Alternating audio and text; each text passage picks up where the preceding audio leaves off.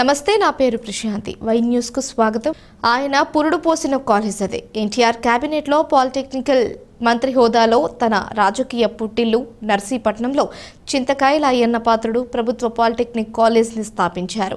ఇందులో విద్యను అభ్యసించిన ఎందరో ఉన్నత స్థితికి ఎదిగారు. తాజాగా కాలేజీలో ఏర్పాటు చేసిన ఉద్యోగ విజయోత్సవం కార్యక్రమానికి ముఖ్య అతిథిగా స్పీకర్ హోదాలో అయ్యన్న పాత్రుడు విచ్చేసి అర్హత సాధించిన విద్యార్థులకు ఉద్యోగ నియామక పత్రాలను అందజేశారు. ఈ కార్యక్రమంలో ఆర్డీఓ వివి రమణ, తహసీల్దార్ రామారావు, ప్రిన్సిపాల్ రామచంద్రరావు తదితరులు పాల్గొన్నారు.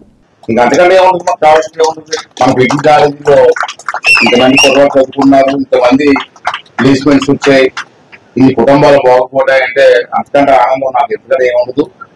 అంచేత ఈవేళ నర్సీపట్నం కాలేజీలో మీకు తెలుసు 1955లో ఎన్టీ రామారావు ముఖ్యమంత్రి ఉన్నప్పుడు టెక్నికల్ మినిస్టర్ గా అప్పుడు నర్సీపట్నంలో పాలిటెక్నిక్ కాలేజ్ స్థాపించేవాడి.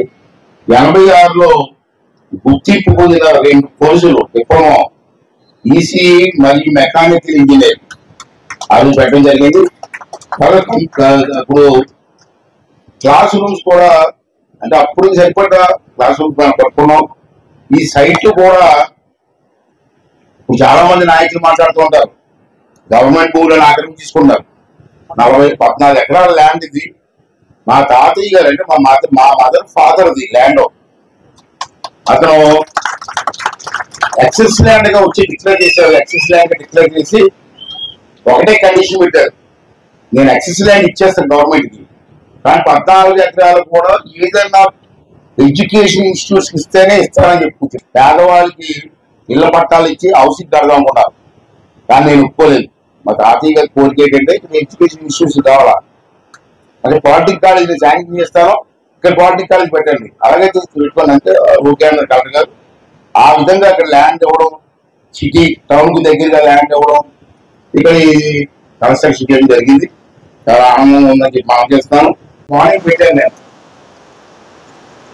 ఋషి కాలేజ్ అని చెప్పి, నర్సీపట్నం ఋషి కాలేజ్ ఉంది. ఆ కాలేజీలో మెగా జాబ్ మేళా అని చెప్పి పెట్టడం జరిగింది. ఈ మేళాలో 18 కంపెనీలు వస్తున్నాయండి, చాలా పెద్ద కంపెనీలు వస్తున్నాయి. 18 కంపెనీ వాళ్ళు రేపు వస్తున్నారు. మీకు ఎవరికైనా ఇంట్రెస్ట్ ఉంటే అదే ఉదయం వెళ్ళి మీరు ఆ దాంట్లో పార్టిసిపేట్ చేస్తే మీరు సెలెక్ట్ అయితే వెంటనే ఇమీడియట్ గా ఉద్యోగాలు ఇచ్చే అవకాశాలు ఏర్పాటు చేయడం జరిగింది. మొత్తం 18 పెద్ద కంపెనీలు వస్తున్నాయి. దాంట్లో కూడా పార్టిసిపేట్ చేయాలని ప్రెస్ వాళ్ళు కూడా సహకరించమని చెప్పి ఈ సందర్భంలో కోరుకుంటూ, లాస్ట్ గా 2 విషయాలు కోరారు. టాప్ ర్యాంకర్స్ గా వచ్చారు.